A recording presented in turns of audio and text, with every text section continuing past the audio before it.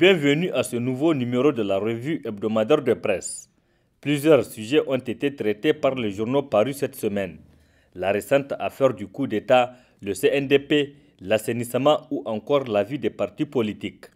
Nous ouvrons cette page avec l'affaire du coup d'État traitée par le quotidien indépendant nigérien L'Enquêteur du vendredi 25 janvier 2019. Le journal qui nous apprend que les militaires arrêtés ont été présentés à un juge.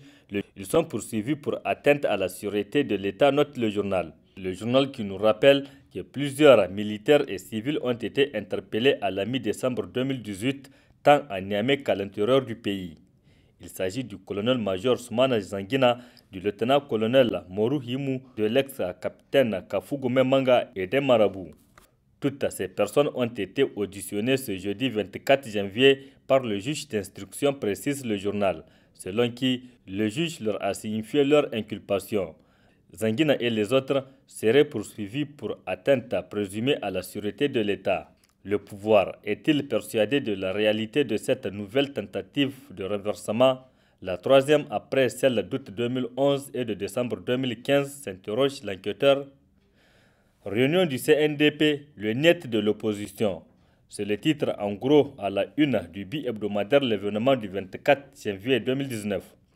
Cette session extraordinaire, écrit le journal, se penchera sur l'examen et l'adoption des résultats des travaux du comité ad hoc sur les informations relatives au processus électoral. Dans leur déclaration, poursuit le journal, les opposants au régime Issoufou ont fustigé le propos tenus à leur encontre par Bazoum Mohamed, président du PNDS Taraya, à l'occasion de la célébration du 28e anniversaire de son parti.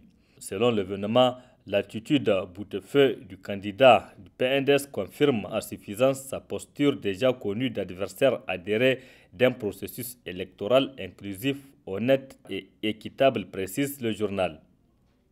Sur le plan politique, l'on enregistre la création d'un nouveau parti, nous apprend Niger Times.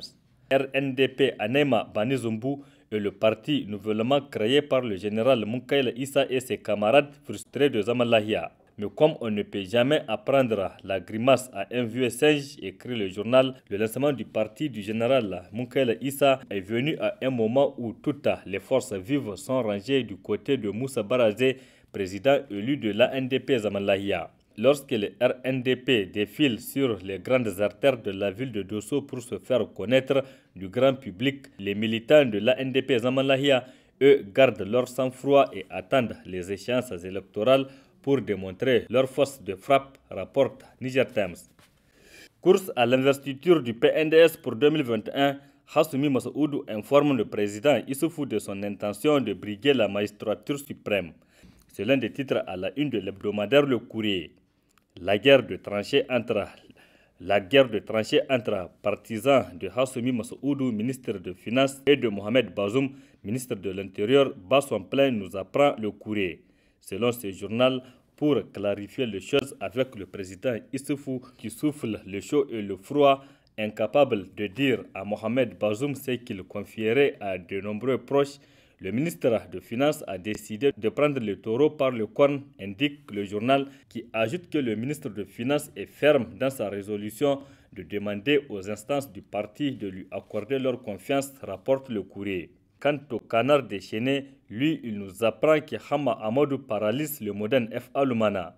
Ce journal écrit dans ses colonnes qu'aucune activité politique du parti ne peut se décider de la part des leaders actuels sans l'aval du grand Manitou Hama Amadou, avec à la clé un mot d'ordre qu'il aura préalablement choisi. Pour le canard déchaîné, l'enjeu pour lui est d'empêcher toute velléité de candidature autre que la sienne à l'élection présidentielle de 2021. En effet, le journal précise que toute initiative de réunion de la part d'un cadre du parti peut être considérée comme suspecte de la part des partisans irréductibles de Hama Amadou. Ainsi, dans la ligne de mire des fanatiques partisans de Hama Amadou se trouvent Soumana Sanda, Issoufou Issaka, Kimba Karimoun et d'autres militants qui tentent de sauver le parti de la déroute en perspective pour 2021, martèle le canard déchaîné. Assainissement dans la gestion de l'État, La Khalsia aux trousses de Sony Loga et de la NAP a constitué l'un des principaux titres à la une du journal La Roue de l'Histoire de cette semaine. Ce journal nous informe que depuis quelques mois, les enquêteurs de la Khalsia sont à pied d'œuvre et fouillent dans la gestion de ces deux structures. Selon ce journal, au niveau de la NAP, on parle de l'évasion d'une importante somme s'élevant à un montant de plus de 2 milliards de francs CFA décelés par les enquêteurs de la Khalsia. Pour le cas de la Sony Loga, poursuit La Roue de l'Histoire, on parle de plusieurs milliards de francs CFA de manque à gagner pour l'État, note le journal qui nous apprend en même temps qu'en dehors de ces deux sociétés, les responsables de la Khalsia travaillent sur d'autres dossiers de fraude qui font perdre à l'État beaucoup de ressources financières, précise La Roue. C'est le cas des dossiers d'hydrocarbures où on note beaucoup des opérations de fraude sous plusieurs formes. La fraude la plus répandue ici est relative au reversement consistant aux transporteurs, nous éclaire La Roue de l'Histoire. Enfin, le Témoin qui s'est intéressé à la diplomatie et écrit à sa une.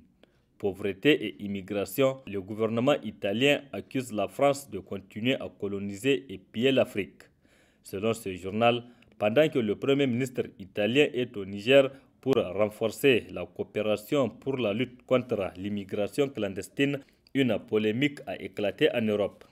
Le vice-premier ministre italien Luigi Di Maio, accusant ouvertement et clairement la France d'être à la base de l'immigration des Africains par la poursuite de sa politique coloniale qui appauvrit l'Afrique.